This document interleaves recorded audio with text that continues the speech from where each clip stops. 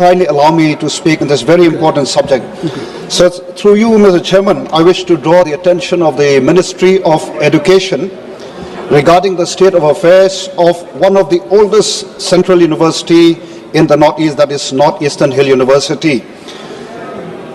Sir, for 392 days, the present VC is absent from the university, yet he is drawing his salary, and it is also very unfortunate that this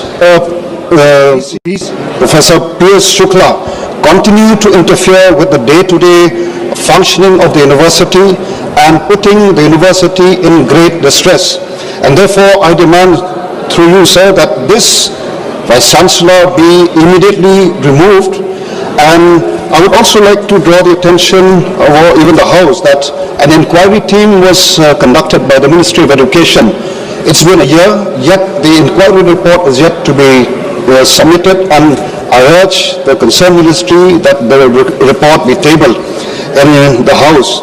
And for the good of this great university, sir, I demand that the government once again remove this incompetent Vice-Chancellor and appoint a new one, so that this university can rise up, from the crisis that it is in and continue to focus on teaching and research for the good and welfare of all the stakeholders. Thank you so much, sir. Thank you.